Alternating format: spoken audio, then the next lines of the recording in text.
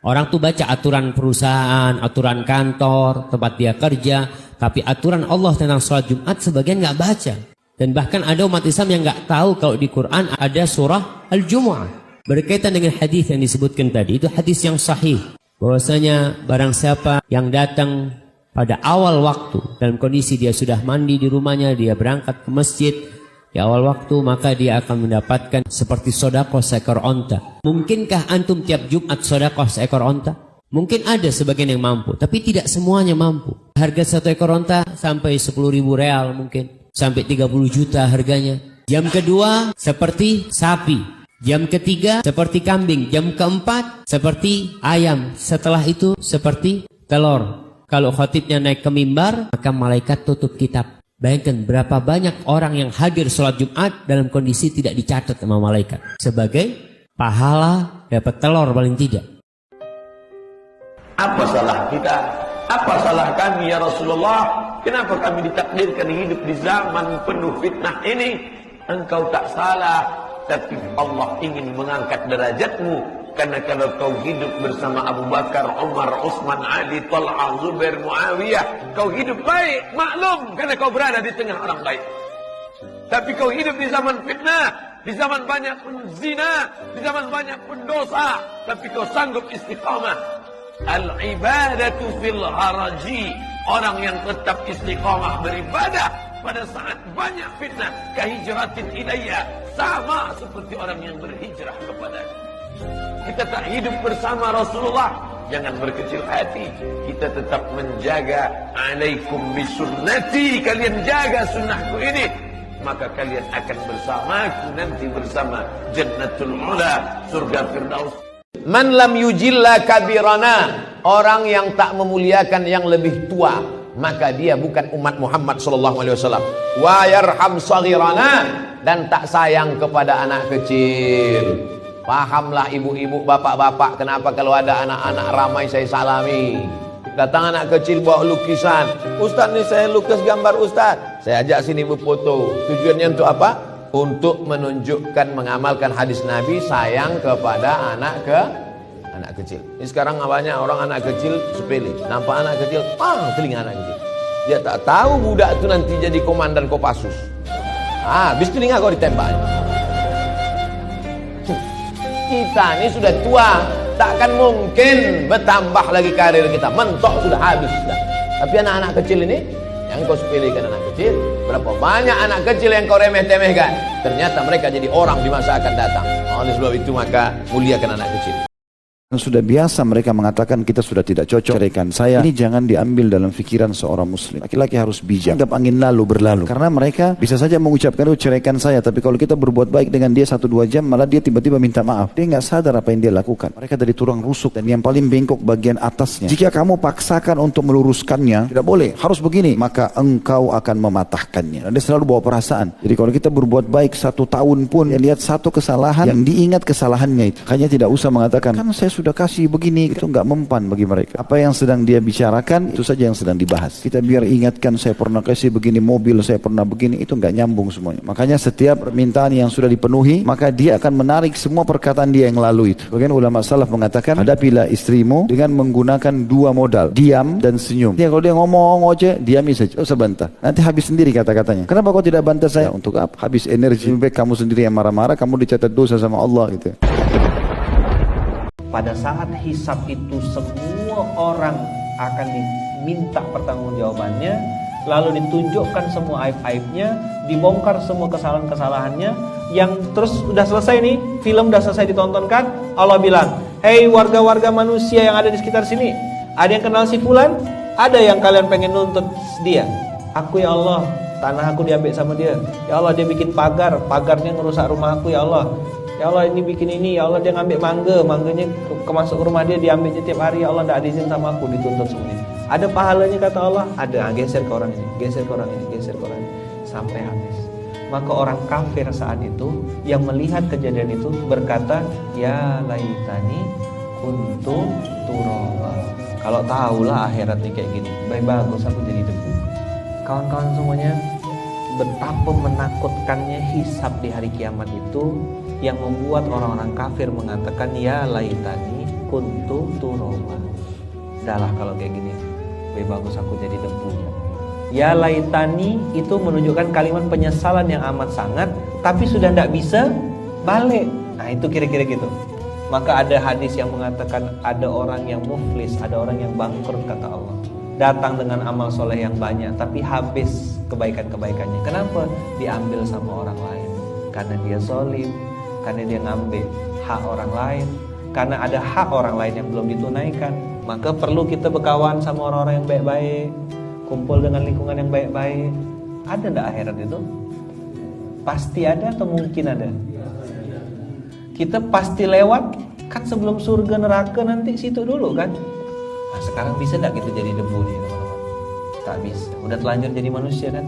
Maka mau tak mau kita harus jadi orang baik kalau percaya sama akhirat.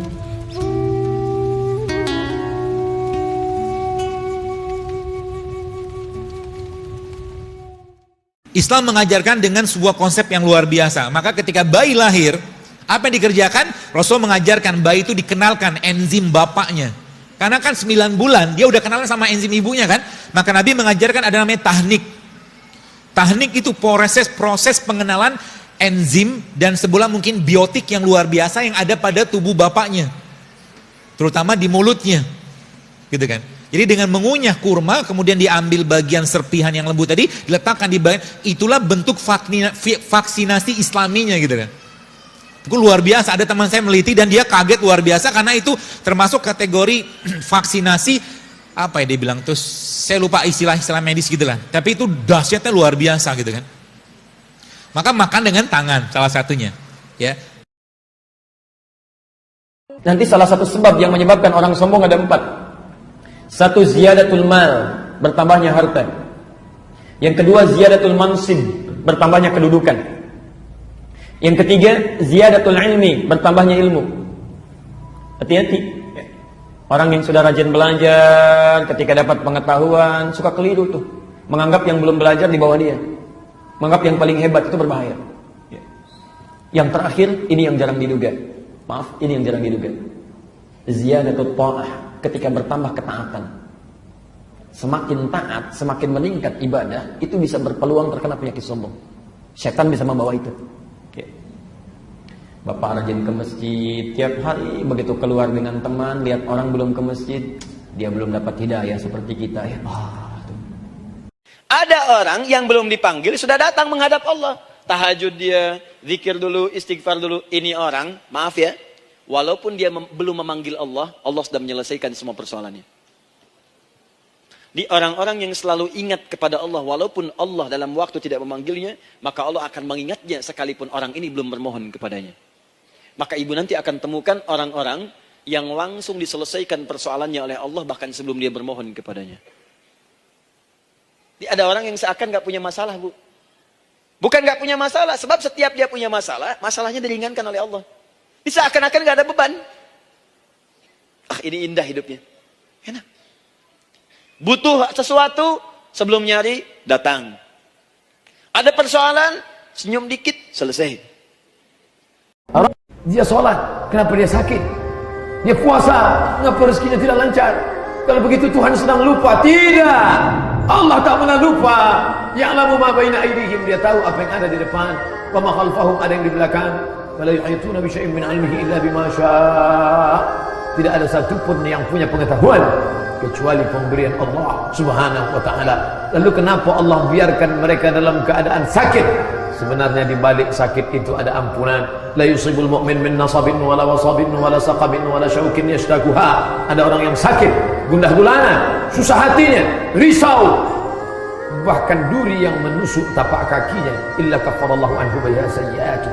Allah sedang ingin menghapuskan dia dari segala dosa-dosanya. Sebaiknya engkau berpikir husnuzan kepada Allah. Ana inna husni dhanni abdi bi. Aku menurut prasangka hambaku kepada aku. Si Gulfara yang pakai topi baret, karena saya terpukau dengan kisah hidup dia. Dia dokter, anak orang kaya, ditinggalkannya istana bapaknya, masuk ke hutan karena tertarik ingin menyelamatkan orang kena malaria. Si Gulfara pernah menjadi inspirasi hidup saya. Belakangan saya tahu rupanya dia komunis, tak bertuhan. Ternyata orang tak bertuhan pun ada kepedulian dalam hatinya. Maka kalau kita yang mengaku bertuhan tidak peduli, di akhirat si Gufara senyum-senyum nengok kita. Aku masuk neraka tapi aku pernah peduli gitu. Kau mau masuk surga ngaku aja gitu dia. Kau biarkan orang di Meranti sana tunggang langgang lintang pukang, kata si Gufara. Apa maknanya? Bahwa kepedulian adalah naluri kemanusiaan. Makanya kata Nabi Muhammad SAW, la yu'minu ahadukum, kalian tak beriman hatta yuhibba li akhi, sampai kau sayang pada saudaramu ma yuhibbu li nafsi, sama seperti sayang pada diri sendiri. Macam mana nak buang sifat sangka buruk pada orang? Ya ayyuhalladzina amanu jtanibu katsiran minadh-dhann, maka jauhlah prasangka buruk. Inna ba'dadh-dhanni ismun, kerana sebagian prasangka buruk itu dosa. Bila kita tengok dia tak ada senyum, andai kita bersangka buruk, oh dia dah kaya sekarang, dia tak nak senyum lagi dengan kita. Andai benar prasangka kita, tetap juga dosa. Apalagi kalau kita salah, 2 kali dosa. Maka sangka buruk, su'uzzon, tak ada untung sama sekali. Kita husnuzzon saja. Kalau nak tahu juga, tabayun. Tabayun, bayan, biar jelas. Boleh saya tahu kenapa awak ni tadi-tadi tak ada senyum? Saya ni sakit. Sakit apa? Saya tak boleh melakukan sesuatu sejak beberapa pekan ini. Oh, rupanya dia sedang sakit. Illa man taba, siapa yang taubat, wa amana, beriman, wa amila amalan salihah, beramal saleh dia. Ulaika, mereka itu kata Allah, yubaddilullah, diganti Allah sayyiatihim, semua dosa-dosa mereka dulu. Mereka pakai narkotika, mereka pakai dosa, mereka judi, mereka zina. Yubaddilullahu sayyiatihim hasanat, bukan hanya dihapus Allah, diganti Allah dosa-dosanya itu hasanat, menjadi pahala-pahala kebaikan. Insya Allah kita kalau taubat nasuha, jangan buat dosa lagi, istiqamah, mati husnul khatimah. Semua dosa-dosa kita dulu bukan saja dihapus Allah, diganti Allah dengan pahala-pahala kebaikan insya Allah. Amin ya rabbal alamin. Abdullah tak ada, Aminah tak ada, Abdul Muttalib tak ada. Lalu kemudian di rumah Abu Talib. Abu Talib yang paling susah di antara paman-pamannya itu. Abu Talib itu yang paling banyak anaknya. Abu Talib itu punya istri namanya Fatimah. Fatimah itu tidak makan demi untuk makannya Muhammad SAW. Fatimah itu tidak pakai kain, asalkan Muhammad SAW pakai kain. Itu diucapkannya dalam syair saat Fatimah meninggal. Tak makan engkau Fatimah demi aku, tak berkain engkau Fatimah demi aku. Makanya salah satu anaknya itu dia kasih nama Fatimah. Waktu menggali kubur Fatimah itu ikut dia menggali kubur Fatimah, masuk dia ke dalam kubur Fatimah itu, berdoa dia di dalam kubur Fatimah, karena dia tak pernah merasakan ibu. Kalau adzan dikumandangkan maka setan akan lari sambil terkentut-kentut. Ini bahasa kiasan, maksudnya kentut kan ada baunya. Jadi dia bukan cuma pengen nggak dengar adzan, dia pengen juga hidungnya tidak mencium bau adzan. Saking bencinya dengan suara adzan, dia pergi. Makanya antum nggak usah kaget. Antum jalan dengan non muslim ya. Tiba-tiba adzan berkumandang, Allahu Akbar, Allahu Akbar. Non muslim pun bisa ingatkan antum, Mas, sudah adzan, apa mau sholat dulu? Karena setan sedang pergi. Kalau selesai adzannya, balik lagi setannya. Maka antum jangan kaget. Yang muslimnya bisa menjawab, tenang aja mas, baru adzan, belum qomat. Karena setan kembali lagi.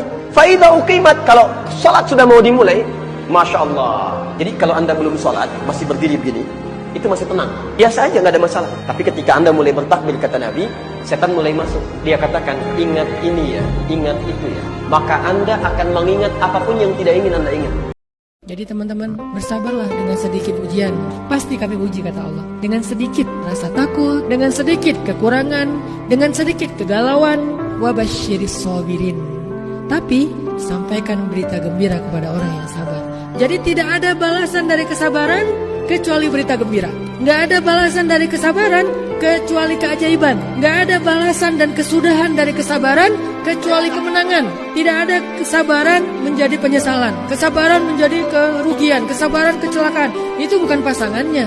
Nggak kayak gitu sunatullahnya. Sunatullahnya, pohon sabar hanya berbuah keberuntungan, kebahagiaan, keajaiban, pertolongan, apalagi kebaikan-kebaikan. Itulah buah dari pohon sabar.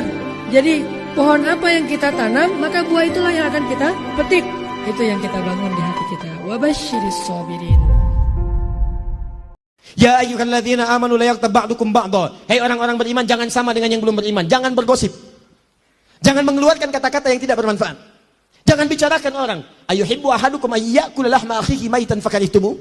Apa kalian mau saat kalian bergosip saya ciptakan dari tubuh yang digosipkan berbentuk bangkai. Nanti di akhirat saya minta kalian makan tuh yang kalian bicarakan. Sedangkan kalian tidak menyukainya.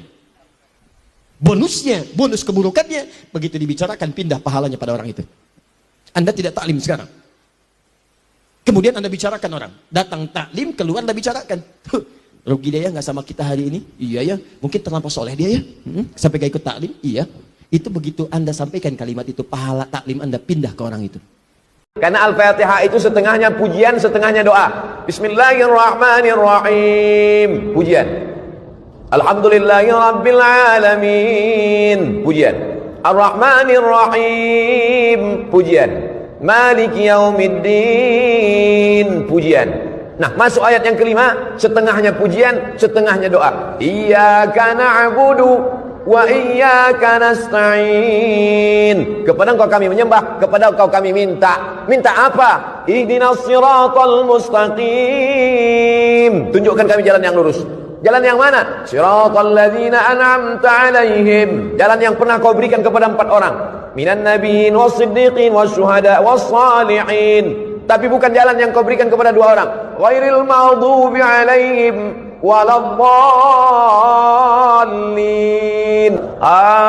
Amin. Arti amin, kabulkanlah doa kami ya Allah. Jangan menyesal.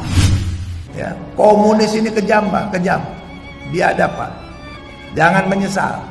Angola, tahu Angola? Sekarang ini di Angola, gara-gara kebanyakan utang sama Cina, sekarang Angola menetapkan aturan Islam dilarang di Angola. Masjid ditutup, semua orang nggak boleh sholat. Akhirnya mereka sholat di jalanan, ditembakin polisi.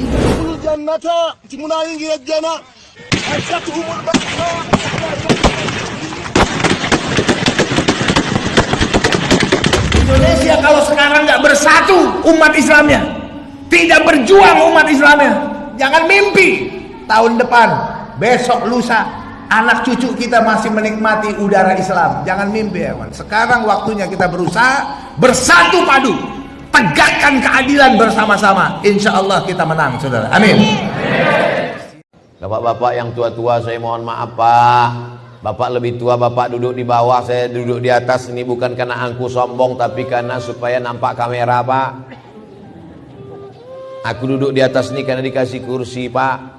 Ini 2 orang sahabat saya kiri kanan nih, kami sama-sama kuliah dulu di IAIN Susko, Pak. Ini bukan komandan tentara, Pak. Mereka ini sahabat saya. Kalau ada orang pura-pura gila mau menikam saya, mereka ini dulu mati. Gitulah mereka. Demi engkau Abdul Somad, sahabat kami, nyawa kami kasih, katanya. Tapi alhamdulillah belum ada yang gila itu datang lagi. Kata Allah, tidak akan pernah ada yang tahu kapan terjadi kiamat, waktu spesifiknya, jamnya, menitnya, detiknya, kecuali hanya Allah saja. Manusia bisa berhitung, manusia bisa berusaha memprediksikan apapun yang terjadi, yang ingin mereka kemudian prediksikan, tapi kepastian hanya ada pada ketetapan Allah Subhanahu wa taala. Karena itu kaidah mengatakan jika sudah ditetapkan hak prerogatif Allah, maka jangan pernah dengarkan pendapat makhluk ketika berbicara tentang waktu spesifik apa yang disampaikan di hari kiamat ini. Kalau ada yang berkata kiamat akan terjadi tanggal sekian, bulan sekian, tahun sekian, langsung abaikan saja. Tidak perlu kemudian kita panjangkan, karena hanya akan membuang waktu, tenaga, dan pikiran kita saja. Ini yang masih malas wudu kalau mau tidur nih, siapa ini? Hah? Kenapa malas wudu mau tidur? Wudu, Nabi SAW suruh. Dalam sebuah hadis dikatakan, kalau seseorang hamba tidur dalam keadaan bersuci, wudu, maka Allah akan titipkan bersamanya malaikat di ranjangnya. Yang setiap kali dia bergerak, malaikat itu mengatakan, ya Allah ampunilah dia. Balik kiri kanan lagi tidur, kita nggak sadar, malaikat minta, ya Allah ampuni, ya Allah rahmati. Dan Allah akan mudahkan dia kalau mau tidur, kalau tidur wudu itu mau bangun sholat malam Allah bangunin, mau bangun sholat subuh Allah bangunin. Kenapa nggak mau wudu nih? Kenapa malas wudu? Wudu ini kalau disempurnakan, diikuti dengan syahadat saja habis itu, masuk dari 8 pintu surga yang mana dia mau. Berapa menit tuh wudu? Balasannya bisa pilih pintu surga. Ya Allah yang ke-8 deh saya mau masuk nanti di akhirat. Hanya wudu. Walladzi akhrajakum min butuni ummahatikum. Kamu keluar dari perut ibumu, la ta'lamuna syai'a. Kau tak tahu apa-apa. Kau hanya menangis. Tapi kemudian kau dititipkan harta, kau menjadi pelit, bakhil, kedekut. Kau dititipkan kuasa, lalu kau sombong angkuh. Kau sangka kau akan hidup lama di atas dunia. Diberikan kau ilmu, kemasyhuran. Pada saat itu kau sudah sombong. La yadkhulul jannah, tak masuk surga. Man kana fi qalbihi, siapa yang dalam hatinya ada sombong sebesar biji sawi. Allah yang Maha Adil, Allah ingatkan engkau bukan dengan khutbah Jumat karena kau tak pernah datang ke masjid, bukan dengan pengajian karena kau tidak suka kepada ulama, tapi Allah nasihati engkau dengan apa? Mati anakmu, meninggal dunia istrimu, kau lihat mereka terbujur, tapi ternyata kau tidak ambil pelajaran. Wa kafa bil mauti wa'iza, cukuplah kematian sebagai nasihat. Sebesar apapun dosamu, jangan tinggalkan salat. Karena salat itu ibadah yang langsung menyambungkan kita sama Allah, tali hubungan kita sama Allah. Kalau tali hubungan kita sama Allah terputus, tidak ada tali yang bisa sambung lagi. Manusia yang paling aneh di antara makhluk yang paling unik adalah manusia. Untuk melakukan perbuatan dosa kepada Allah, tapi mesti dengan rezeki dari Allah. Kalau ada orang melawan bapaknya, kenapa kamu lawan? Saya tidak pernah ambil dari duit kamu, kata dia. Ada yang lebih parah, makannya dari bapaknya, rumahnya dibuatkan bapaknya, kendaraannya diberi, subsidi hidupnya, nikahnya pun tetap juga melawan. Itu konotasi sederhana kepada orang tua. Ini kepada Allah Subhanahu wa ta'ala. Detak jantungnya dari Allah, darahnya menetes dicuci buah pinggang dari Allah, paru-paru menghembuskan nafas dari Allah, kedipan matanya pun dari Allah, membuat maksiat dosa kepada Allah. Tak sadar diri, tak tahu diuntung. Inilah sifat manusia. Kalau Allah mau cabut nikmat itu, sebentar saja. Orang yang bangun malam rutin dan tidak akan mungkin kena penyakit yang berat. Orang yang rajin membaca Quran, jantungnya pasti baik.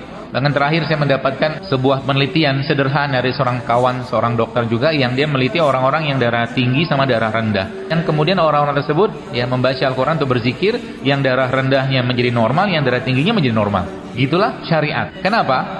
Karena yang menciptakan kita itu Allah. Maka Allah juga yang membuat toolsnya. Kalau bahasa saya itu software dan hardware-nya. Kalau Anda punya mobil, secanggih apapun mobil itu ada petunjuknya, ada SOP-nya. SOP-nya apa? Ya ada buku manualnya, ada servis bulanan, servis tahunan, apa macam-macam seperti termasuk spare part-nya kan gitu. Jadi semakin kita kenal dekat dengan Allah, sekalian kenal dekat dengan syariat ini, maka sebenarnya kesehatan itu adalah sebuah hal yang mudah sekali kita dapatkan. Dan acuannya apa? Al-Quran.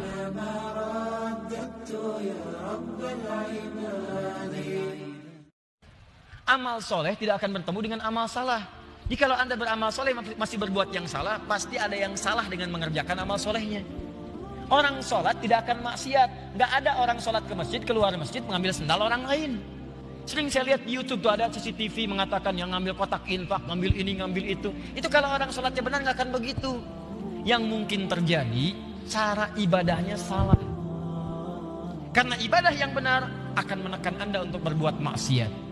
Maka dari itu saran saya yang pertama adalah tolong koreksi dulu cara ibadah Anda. Pahami dengan baik. Yang kedua, saya berikan cara cepat. Kalau Anda telah beramal soleh, tiba-tiba ada ajakan berbuat maksiat, langsung katakan pada diri Anda. Katakan, kalau kamu berbuat seperti ini, bayangkan kamu akan diwafatkan saat kamu bermaksiat. Maka demi Allah saya katakan, kematian adalah peringatan yang paling kuat untuk selalu membuat kita dekat dengan Allah Subhanahu wa ta'ala. Ustaz, bagaimana dalam menentukan pilihan memilih jodoh lewat sholat istikharah? Usolli sunnatal istikharah. rak'ataini lillahi ta'ala, Allahu Akbar. Jernihkan pikiran. Setelah itu nampak, dia aja yang nampak. Kamu udah istikharah? Udah Pak Ustaz. Siapa yang nampak? Tiga-tiganya datang Pak Ustaz. Belum putus lagi. Terus lagi. Buang gambarnya, buang cakap-cakap orang. Beri aku, Allahumma inni astakhiruka bi qudratika. Ya Allah, aku mohon pilihanmu dengan kuasamu. Jangan sampai aku salah ya Allah. Minta kepada Allah SWT. Allah akan kirimkan signal-signal dalam hati yang tulus. Jangan sekali, jangan dua kali, banyak. Allah berjanji, walladzina jahadu fina.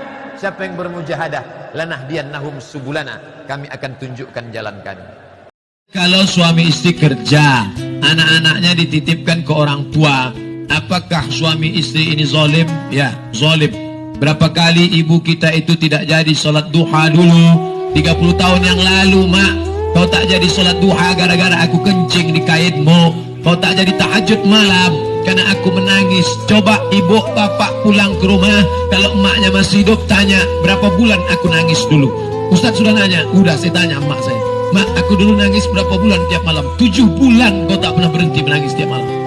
Sekarang setelah anak kita besar, anak kita pula kita titipkan ke dia. Dia tidak pernah menolak cucu karena tidak ada nenek tak sayang pada cucu. Kita yang berpikir kapan kita bahagiakan dia, belikan kain, buatkan baju yang dia suka, apa yang dia senangi, berikan makanan. Mereka tidak minta banyak, yang mereka minta adalah kebahagiaan, kesenangan di hari tuanya. Itu saja. Jangan sampai kita menyesal setelah dia mati meninggal dunia, barulah menyesal.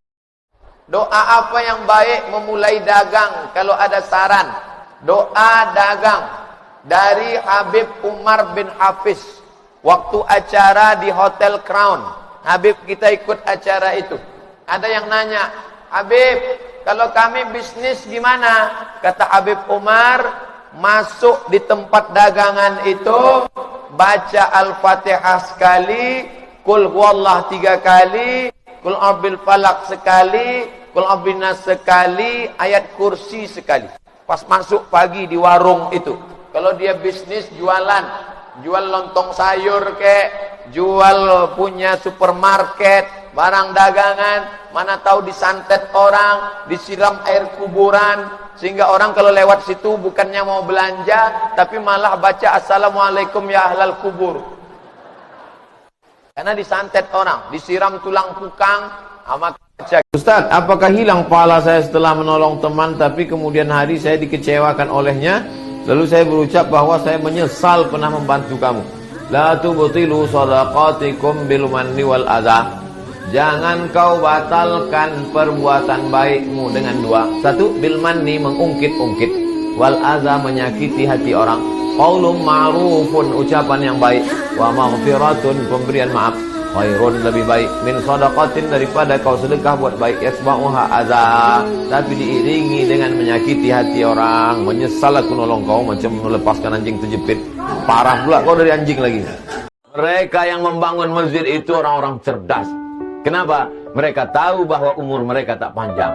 Mereka tahu bahwa hidup mereka terbatas. Datang diabetes, mati. Datang jantung koroner, mati. Datang sakit tulang, mati.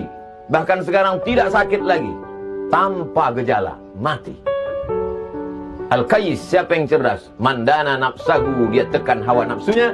Wa amila lima ba'dal maut, dia berpikir apa yang aku tinggalkan sesudah kematian. Masjid ini tidak akan kosong sampai hari kiamat. Kenapa? Orang ada urusan di kantor. Orang cerdas adalah orang yang bangun masjid di kantor. Orang cerdas adalah orang yang bangun masjid di tepi jalan raya. Itu jalan raya Pekanbaru, Bangkinang, masjid-masjid yang cantik itu. Itulah yang orang cerdas. Setiap hari orang lalu. Itu kalau kita dari Pekanbaru, dari Bangkinang, arah ke Pekanbaru, sebelah kiri setelah Pasar Kampar, masjid cantik, megah. Saya menikah 1 tahun yang lalu. Istri saya selalu menuntut saya membersamainya. Saya kerja dibatasi, saya berteman dibatasi, bahkan dia marah ketika saya jenguk dan bantu orang tua saya di kampung. Apakah istri saya ini zalim, Ustaz? Dia tak zalim, bapak aja penakut. Apa yang harus saya sampaikan ke istri saya, Pak Ustaz? Suruh dia ngaji. Suruh dia ikut pengajian ibu-ibu pergi surau di musola habis asar. Pesankan ke Ustaz pengajian tentang hak-hak suami istri. Mungkin bapak tak berani menyampaikannya, nanti ustaz menyampaikan dia. La kuntu amiran ahadan ayyasjuda ala ahadin. Seandainya aku memerintahkan manusia boleh sujud manusia kepada manusia, pastilah ku perintahkan kau para istri sujud kepada suami. Jadi mereka ini tahu Allah. Makanya sampai sekarang coba cek ya, siapa Tuhannya orang Yahudi? Tidak ada. Tidak ada. Pernah nggak Anda lihat misalnya Yahudi punya Tuhan begini? Nggak ada kan? Mereka cuma meratap di dinding ratapan itu kan? Ya tanyakan siapa Tuhannya? Mereka tahu Tuhannya itu Allah. Mereka tahu ketentuannya ada dan sebagainya. Cuman kemudian mereka palingkan, mereka tidak gunakan, mereka tepikan hanya untuk selera nafsunya aja. Itulah yang menyebabkan kalimat di Quran disebut dengan maghdub alaihim. Terlaknat mereka karena tahu keadaannya, tahu informasinya, tahu rasulnya, tapi tetap diingkari dalam prakteknya.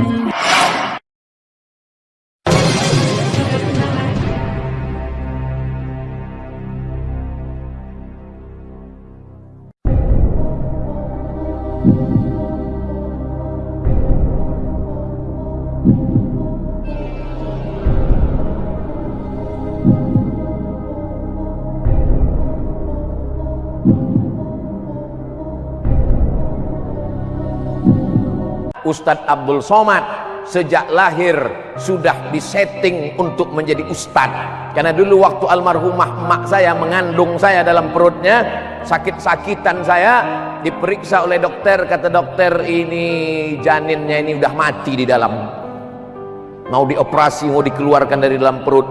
Lalu kemudian dibawa kepada seorang kiai ulama, tuan guru, Tuan Syekh Muhammad Ali namanya.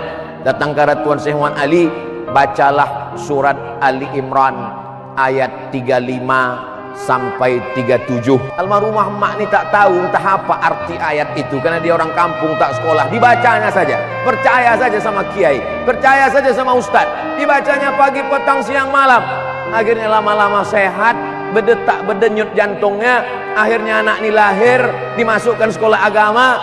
Setelah itu saya sekolah pesantren baru. Dia tanya, dulu waktu aku mengandungkan engkau, kata Tuan Syekh Kiai Tok Guru, disuruhnya baca surat ini, Rabbi inni nazartu laka ma fi batni muharraran fataqabbal minni innaka antas samiul alim. Apa cerita ayat ini? Mak, ayat ini bercerita tentang Imran. Imran ini punya istri namanya Hannah. Hannah ini lama tak punya anak. Lalu kemudian dia bernazar, ya Allah, kalau aku punya anak, maka anak yang kukandung ini aku berniat dia menjadi muharrar. Muharrar itu artinya menjadi pelayan Tuhan, menjadi penolong agama Allah. Makanya selalu saya katakan di mana-mana, saya akan menjadi ustadz sampai mati. Orang zuhud itu adalah orang yang punya uang, punya duit, dia bisa bangun rumah megah, tapi tidak dia bangun. Lalu yang dia bangun apa? Dia buat rumahnya sederhana, mobilnya biasa-biasa saja, pakaiannya biasa-biasa saja, tapi yang dia pakai adalah membangun masjid. Itulah orang yang zuhud. Dokter-dokter spesialis zuhud, pengacara-pengacara zuhud, polisi-polisi zuhud, tentara-tentara zuhud. Mereka sanggup beli mobil mewah, tapi dia pakai mobil biasa. Kenapa? Karena uangnya dia pakai untuk membangun masjid. Ini mesti diluruskan pemahaman tentang zuhud ini. Ini ada orang penanya sampai 10 juta harganya. Ustaz Somad, ini pena saya ini 10 juta nih Ustaz. Yang nanya siapa? Kalau Anda sedang punya masalah, kata Allah, langsung tanamkan pada jiwa Anda. Kalau perlu berkali-kali, yakinkan pada jiwa Anda, setiap ada masalah pasti ada solusi. Itu cara mengemas kalimatnya. Setiap ada persoalan pasti ada solusinya. Bahasa gampangnya begini, kalau punya masalah langsung hadirkan di benak kita, pasti ada solusinya, pasti selesai. Nah, orang begitu itu lebih ringan dibandingkan bikin status. Engkau tidak seperti yang aku kira. Rupanya engkau mengkhianatiku di belakangku.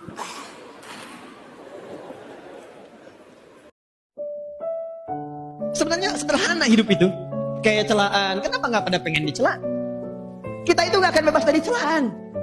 Ya bayangkan, Allah dicela oleh orang kafir, malaikat dicela, Rasul dicela, Nabi dicela, sahabat dicela tuh, tabi'in dicela, imam dicela. Ya antum siapa?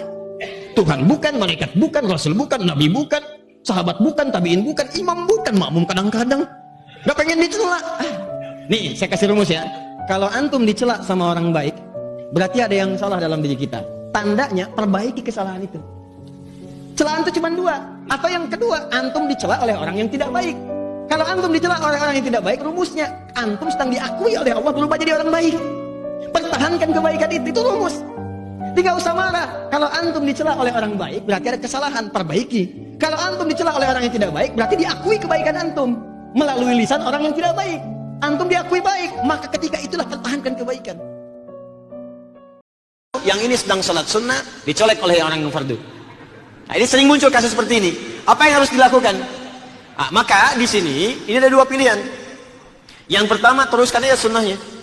Ini mengikuti. Maka yang ini dengan niatnya sholat sunnah, yang ini dengan niatnya sholat fardu. Jelas? Ada yang kedua, beralih dia kalau sunnah fleksibel. Dia mengalihkan niatnya untuk membantu yang di belakangnya. Mengalihkan kepada fardunya. Untuk membantu karena dia sudah menunaikan, selesai bagi dia. Tapi dia boleh membantu orang lain untuk menjadikan sholat dia berjamaah.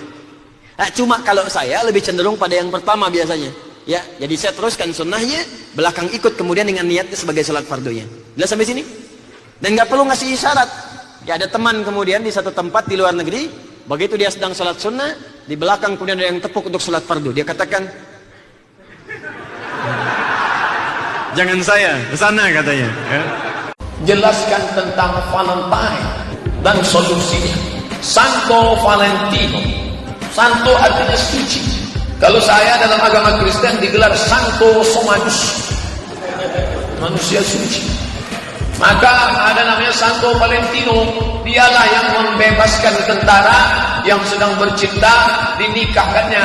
Maka akhirnya dia dibunuh. Lalu hari kematian itu dikenang dengan hari cinta. Tapi ternyata nanti tanggal 14 Februari itu adalah hari zina internasional. Di malam itu semua orang keluar dengan pasangannya. Bahkan hotel-hotel di Pekanbaru pasang harga promo malam cinta setengah harga plus sarapan pagi. Hati-hati, jaga. Makanya nanti malam 14 itu buat pengajian di masjid-masjid. Innallaha la yanzuru ila ajsamikum. Allah tidak melihat badan tubuh fisik kamu, wala ila suwarikum. Allah tak memandang bentuk rupa wajah kamu, walakin yanzuru ila qulubikum. Yang ditengok Allah itu kesucian hati kamu. Siapapun kamu, apapun profesimu, kalau bersih hatimu, yauma la yanfa'u malun, hari itu tak ada guna anak, wala banun, tak ada guna harta, tak ada guna kuasa, tak ada guna anak, illa man atallaha, kecuali orang yang datang menghadap Allah. Apa yang dibawa? Biqalbin salim, hati yang selamat. Mudah-mudahan hati kita dalam keadaan selamat, insyaallah. Amin ya rabbal alamin. Jadi ketika Anda mendekatkan diri kepada Allah, menyiapkan anak-anak Anda, masukkan ke pesantren, biarkan dia menghafal Quran. Ingat ya, ingat yang mau saya sampaikan ini. Orang-orang yang mengejar akhirat, itu mustahil ketinggalan dunia. Bahkan dunianya dilimpahkan oleh Allah lebih daripada orang-orang mendapatkannya. Lebih daripada orang-orang biasa yang mendapatkannya.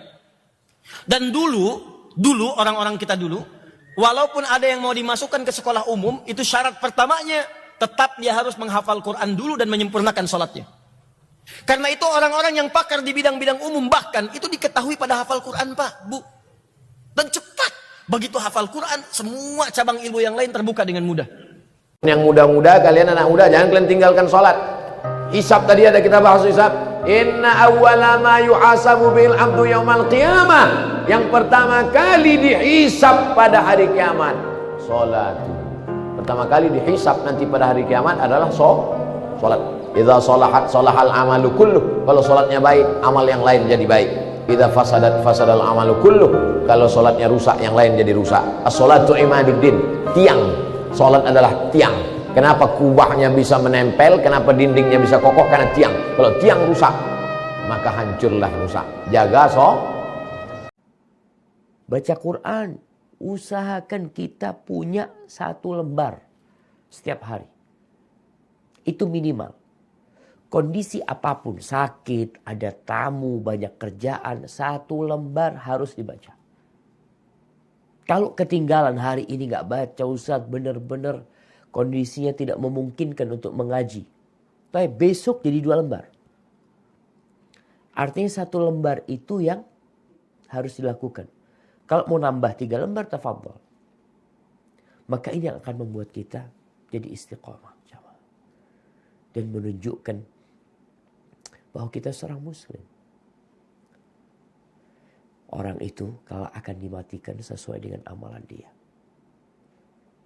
Kalaulah niatnya tidak kerana Allah, maka akan hilang hampa, sia-sia, tak bermakna. Kalau menurut bahasa Al-Quran namanya haba'an mansura. Haba'an mansura, seperti debu yang dihembus angin. Ambil debu, letakkan tapak tangan, hembus kuat-kuat. Begitulah segala perbuatan ini hampa. Kalau hanya berharap kepada gaji saja, kalau hanya berharapkan kepada penghormatan, kemuliaan, maka tak akan mendapatkan apa-apa. Maka itu semua balik kepada niat. Makanya kata Imam Abdullah ibn al-Mubarak, rubba amalin saghirin, berapa banyak amal perbuatan yang nampaknya kecil di depan mata, tapi nanti di akhirat dia akan menjadi besar kerana niat, kerana Allah. Berapa banyak pula orang-orang yang nampaknya amalnya besar, amal dia besar, tapi ternyata di hadapan Allah amal itu tak bermakna. Apa sebab? Karena niat tidak betul, karena dirosakkan oleh riya, oleh sum'ah. Jangan tinggalkan sunnah qabliyah subuh. Walaupun anda malas menjaga sunnah qabliyah ba'diyah. Kalau anda merasa diri malas, banyak kan ada sunnah qabliyah ba'diyah. Kan ada sunnah qabliyah zuhur, ba'diyah zuhur, ada qabliyah ba'diyah maghrib, ba'diyah isya, qabliyah subuh. Kalau anda merasa malas melaksanakan sunnah-sunnah, minimal jangan tinggalkan sunnah subuh. Pahalanya lebih besar daripada dunia dan seisinya. Walaupun anda telat bangun, sudah kesiangan, tetap wajib ambil air wudu, laksanakan sunnahnya, baru salat subuhnya. Walaupun anda bangun jam 11 siang. Tetap banyak orang karena ketiduran dan terlewat waktunya, dia tidak salat subuh. Terus ini Ustaz, bagaimana dalam menentukan pilihan memilih jodoh? Lewat solat istikharah. Usolli sunnatal istikharah rak'ataini lillahi ta'ala, Allahu Akbar. Jernihkan pikiran. Setelah itu nampak, dia aja yang nampak. Kamu udah istikharah? Udah Pak Ustaz. Siapa yang nampak? Tiga-tiganya datang Pak Ustaz. Belum putus lagi. Terus lagi. Buang gambarnya, buang cakap-cakap orang. Beri aku, Allahumma inni astakhiruka bi qudratika. Ya Allah, aku mohon pilihanmu dengan kuasamu. Jangan sampai aku salah ya Allah. Minta kepada Allah SWT. Allah akan kirimkan signal-signal dalam hati yang tulus. Jangan sekali, jangan 2 kali, banyak. Allah berjanji, walladzina jahadu fina. Siapa yang bermujahadah, lanahdiyannahum subulana. Kami akan tunjukkan jalan kami. Tapi demi Allah, ini merupakan salah satu cara yang Allah jadikan sabab kemuliaan anak Adam di atas dunia ini. Tidak ada sesuatu yang sulit di atas muka bumi ini kalau Allah berikan ridho kepada kita. Dan ridho yang paling dekat dalam hidup ini ya ridho Allah fi ridhol walidain wa suhtullah fi suhtil walidain. Ridhonya Allah ya di ridho orang tua, murkanya pun sama. Apa artinya harta dunia yang kita miliki, tingginya gedung yang kita buat, luasnya tanah yang kita miliki, harta anak yang demi Allah membuat kita bangga. Kalau hubungan kita sama orang tua nggak bagus, demi Allah, ya Allah, ambil semua yang kau titipkan padaku ya Allah. Tapi jangan kau ambil tali kasihku pada kedua orang tuaku ya Allah. Demi Allah. Karena hidup ini akhirnya ya kematian. Wa kullu nafsin dha'iqatul maut. Setiap yang hidup ini pasti didatangi oleh kematian. Jadi kalau sampai kematian kita ini nggak dapat ridho dari orang tua kita, ya kerugianlah yang kita miliki. Mumpung masih ada mereka, yuk gapai kemuliaan yang banyak. Umum dalil mengatakan bahwa wa innallaha ta'ala la yunalu ma indahu illa bi ta'ah ajmilu fit ta'ah. Karena semua yang baik yang kita inginkan adanya di sisi Allah. Dan tidak ada yang di sisi Allah kita dapati kecuali mentaati Allah. Dan salah satu bentuk ketaatan kita kepada Allah ketika menghilangkan 2 dosa besar di atas muka bumi ini, kesyirikan dan durhaka kepada kedua orang tua. Demi Allah saya katakan, kalau ada yang melihat status Anda tentang sholat, teringat dia sholat, kemudian sholat, Anda mendapatkan pahala yang sama tanpa dikurangi sedikit pun. Ya, itu sahih. Dari Nabi SAW, hadis Muslim, nomor hadis 1893. Ya, Nabi menyampaikan, Man dalla ala khairin, siapapun yang menunjukkan pada kebaikan, falahu ajruhu mithla ajri fa'ilihi min ghairi an yanqusa min ajri syai'. Dia akan dapat pahala yang sama dengan yang mengerjakan tanpa dikurangi sedikit pun. Jadi kalau teman-teman menuliskan waktu zuhur di sekitaran Jakarta jam sekian, 10 orang lihat status Anda, ingat sholat, kemudian sholat, itu Anda mendapatkan pahala dari 10 orang itu tanpa dikurangi sedikit pun. Jadi kalau bisa menulis yang baik, kenapa menulis yang jelek-jelek gitu kan? Ya nulis tentang orang lain, nulis tentang rumah tetangga, nulis tentang mobil macet, nggak ada faedahnya, ngapain? Nggak ada kerjaan gitu kan? Atau nulis sesuatu yang tidak ada manfaatnya, ya. Klik, sedang ta'lim, ngapain? Nggak ada manfaatnya gitu kan? Mendingan Anda bikin yang bagus-bagus ya. Riyah, perbuatan kegiatan apa yang bisa dilakukan orang tanpa disadari dapat menggerogoti pahala amal. Hasad. Hasad menghilangkan amal awam. Karahatun ni'mah alal mun'ami alaih. Tak senang menengok orang lain dapat nikmat. Asal nampak orang dapat nikmat, kumat darah tinggi jantung saja. Jangan sampai ada hasad di dalam. Wa min syarri hasidin idza hasad. Jangan sampai ada penyakit hasad. Jangan sampai ada hasad. Yakumul hasada fa innal hasada yakulul hasanat. Jangan kamu hasad, karena hasad akan memakan amal-amal kama ta'kulun narul hatab.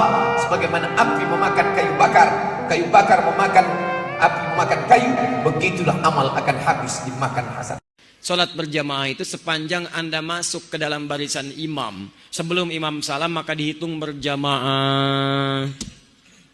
Jangan bikin jamaah baru. Jamaah, jangan bikin jamaah baru. Awas. Jadi sebelum imam salam, sekalipun sedang tahiyat akhir, Anda langsung takbir Allahu Akbar, kemudian Anda tahiyat.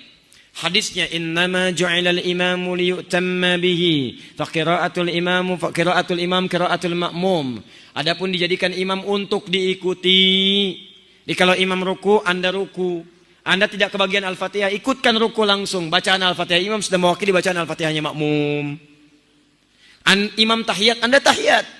Jangan imam tahiyat Anda kemudian duduk nunggu imam selesai. Tidak, imam tahiyat, Anda tahiyat. Kecuali ketika imam salam, Assalamualaikum, selesai sholat. Karena sholat dibuka dengan takbir, diakhiri dengan salam. Berapa banyak nikmat yang Allah berikan kepada kita, tapi kita tidak merasa itu rizki dan nikmat. Kita selalu berpikir rizki itu fulus. Rizki itu bisa jadi wajah yang tampan. Itu rizik minallah. Berapa banyak ada rejal-rejal fulusnya galil, tapi karena wajah tampan, Masya Allah, dapat harim yang fulus. Rizik buat dia. Allah yang kasih sama dia. Nggak pernah dia usaha untuk mempercantik atau memperindah wajahnya. Dari mana dia usaha itu? Dia punya 2 tangan ini bukan rizik. Kita baru akan tahu kalau ini rizik ketika antum lihat ada orang patah tangannya. Nggak punya tangan antum, ya Allah, alhamdulillah, alhamdulillah ya Rabb, alhamdulillah ya Rabb. Kita lihat orang magrum, akal sehat yang Allah berikan kepada kita. Kita nggak pernah mensyukurinya kadang-kala jamaah.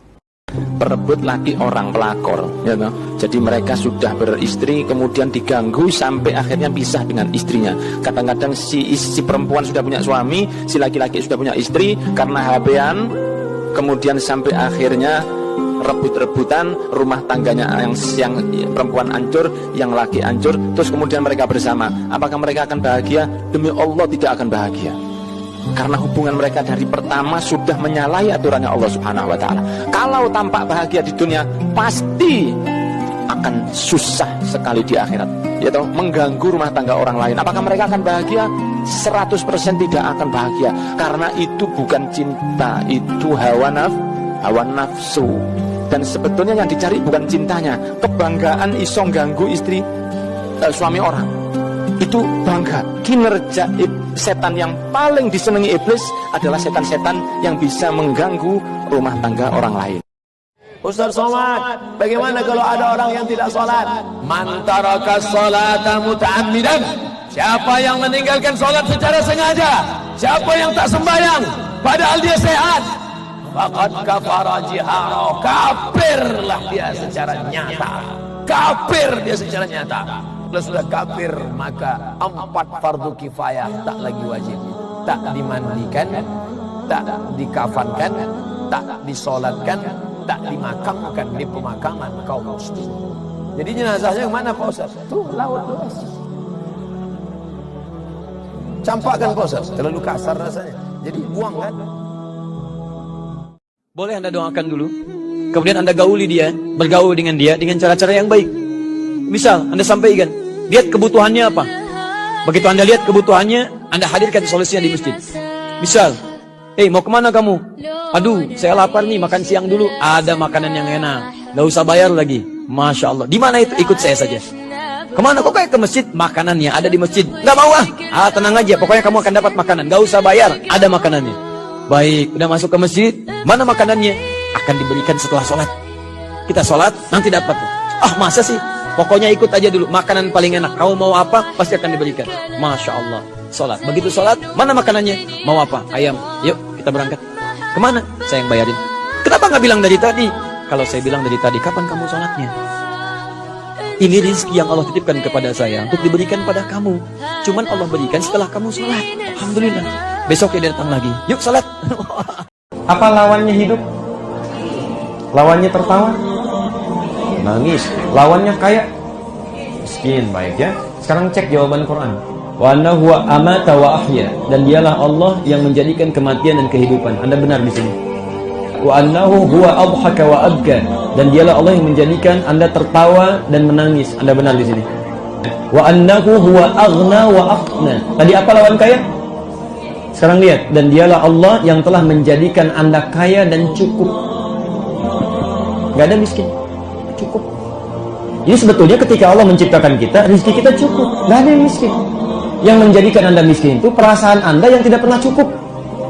Selalu ingin, karena banyak keinginan gak pernah cukup. Padahal yang diinginkan belum tentu Anda butuhkan. Saya kalau meminta kepada Allah, Allah kabulkan permintaannya, saya senangnya 1 kali. Tapi kalau Allah belum kabulkan permintaan saya senangnya berkali-kali lipat. Kenapa? Karena kalau saya diberikan oleh Allah, permintaan saya itu sesuai dengan keinginan saya. Kalau saya belum dikabulkan oleh Allah, itu sesuai dengan keinginan Allah, dan keinginan Allah pasti jauh lebih baik daripada keinginan saya. Masya Allah.